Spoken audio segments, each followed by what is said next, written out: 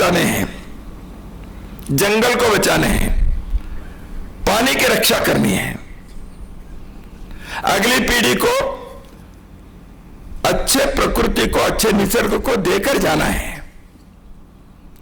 इसलिए अपने जीवन में कुछ संयम रखना पड़ सकता है। इसलिए जीवन के शैली में इसको लाना पड़ेगा।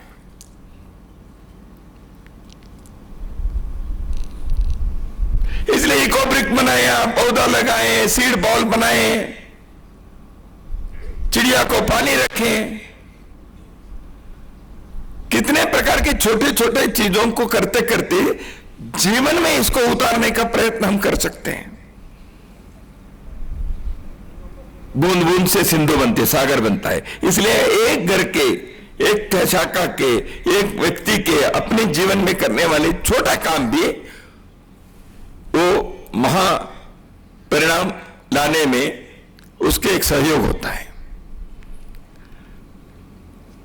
हम सब अपने अपने कुटुंब परिवार के साथ रहते हैं।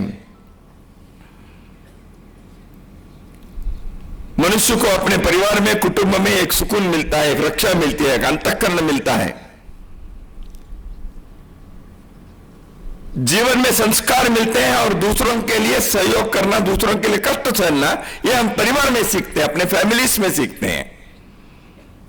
मेरे भाई के लिए, मेरे बहन के लिए, मेरे पिताजी के लिए, मेरे चाचा जी के लिए मुझे सेवा करना, सहयोग करना, यह हम घर में सीखते हैं।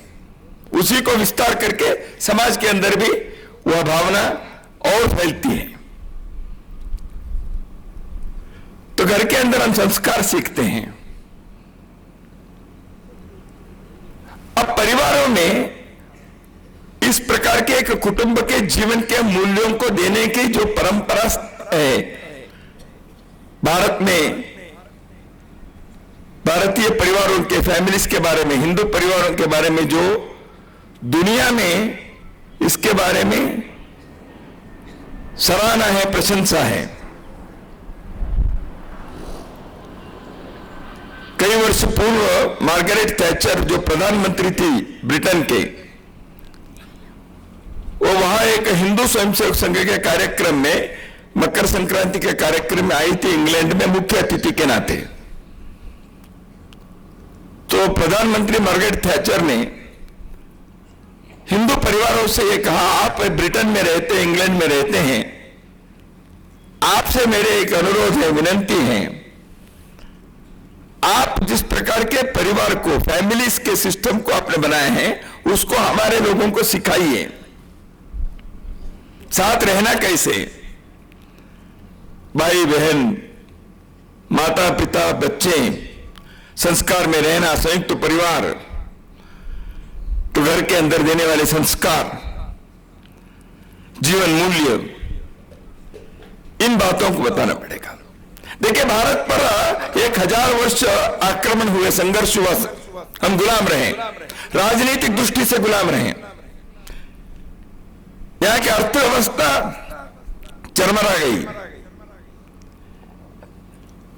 हमारे शिक्षा प्रणाली पर आघात हुआ, हमारे विद्यालय, विश्वविद्यालय, गुरुकुल सब नष्ट हुए। तो इतने सब होने के बाद भी कई प्रकार के लोग इस देश पर आक्रमण किए, लेकिन इन सारे विषय होने के बाद भी हजारों वर्ष हम बचे। कैसे? अपने परिवारों के कारण, हमारे फैमिलीज के कारण। हमारे परिवारों पर आघात नहीं हुआ, अपने लोगों ने बचा के रखा। पीढ़ी दर पीढ़ी अच्छी बातों को, संस्कार को अगली पीढ़ी को देते रहे, सिखाते रहे। इसलिए इतने सब होने के बाद भी हम विदेशियों के, परकीयों के नीचे गुलाम होने के बाद भी हम अपने परिवार को बचा सके। इसलिए भारत बचा, इसलिए कुटुंब, भारत बचना है, परिवार बचने से भारत बचेगा। आज परिवारों पर आघात है, आधुनिकता के नाम पर, पश्चिमीकरण के कारण, इंडिविजुअल राइट्स के कारण, व्यक्ति के स्वातंत्र्य और अहंकार के कारण पति पत्नी में मां बाप और बच्चे में, भाई भाइयों में, तो परिवार कैसे बचेगा? विश्व के सामने श्रेष्ठ परिवारों के उदाहरण देने वाले भारत, यदि हम परिवार व्यवस्था को बचाए नहीं रखेंगे तो भविष्य के लिए भारत अपने पैरों पर हम ही कुल्हाड़ी डाल देंगे। इसलिए परिवार को बचाना यह केवल हमारे स्वार्थ के लिए नहीं, एक श्रेष्ठ राष्ट्र को निर्माण करने के लिए और दुनिया के एक संदेश देने के लिए। इसलिए एक मार्गरेट थैचर कहती है, एक अमेरिका के सेफ फैमिली फाउंडेशन, जो वहां के ब्लैक्स, वहां के काले लोग मुक्त हो गए, स्वतंत्र हो गए स्लेव से, उसके बाद उन्होंने सोचा हमें परिवार व्यवस्था करनी चाहिए। मैं उनके संस्था में गया था अटलांटा में, अमेरिका में। उन्होंने कहा हम लोग ये प्रयत्न करें। मैंने कहा आप कैसे कर रहे हैं? हम आपके देश में आए थे, भारत में आए थे। भारत में परिवार व्यवस्था को हमने देखा, उसके आधार पर हम यहां जो स्लेव्स थे, गुलाम थे, अब हम गुलामी हो गई, चली गई, लेकिन हमारे परिवारों को खड़ा करने के प्रयत्न में हम लगे हुए हैं। ये उस संस्था के अध्यक्ष ने मेरे साथ कहा। तो इसलिए पर्यावरण की रक्षा, आत्मनिर्भरता, स्वावलंबिता, स्वदेशी जीवन शैली और कुटुंब की व्यवस्था, परिवार की इस व्यवस्था को बनाए रखना, संघ के कार्यकर्ता इसके लिए अपने घरों में, अपने परिवार से इन बातों को प्रारंभ करें।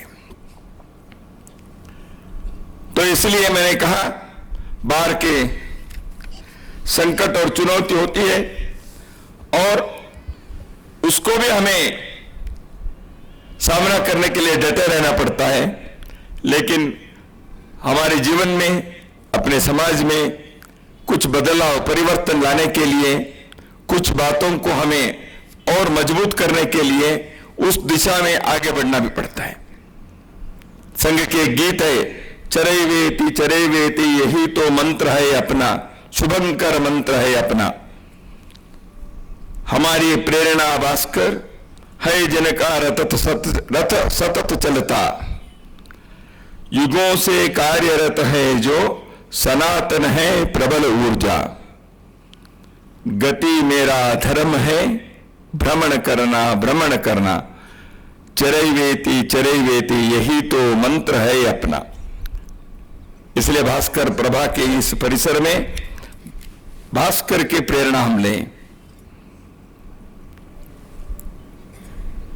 बादलें आती हैं, भास्कर के भी जो किरणें हैं, रोशनी है, प्रकाश है, वो कभी कभी उसके ऊपर भी बादलों के कारण अंधेरा हो जाती है। इसका अर्थ ये नहीं कि बादल जीत गया है, भास्कर हार गए, ऐसे नहीं है। भास्कर की प्रभा हमेशा रहती है। इसलिए हमारी प्रेरणा भास्कर है, जिनका रथ सतत चलता है, युगों से कार्यरत है जो, सनातन है प्रबल ऊर्जा। भ्रमण करना भ्रमण करना, यही हम गति, हमारा धर्म है। इस चरैवेति के मंत्र को अपने जीवन में उतारें और संघ के इस कार्य में हम सभी स्वयंसेवक तो लगे ही हैं, उनके परिवार के सदस्यों से भी मेरा अनुरोध यही है, हम इस कार्य में सफलता प्राप्त करेंगे। हम अपने प्रामाणिक प्रयत्न और डटे रहने के संकल्प से हम मणिपुर के जीवन को पुनः पटरी पर लाने में सफल होंगे, यही हमारे विश्वास है। और ऐसे विश्वास रखकर चलने वालों के लिए ईश्वर की कृपा भी होती है। इतना ही हम इस संदर्भ में विचार करें, यही मेरा निवेदन है।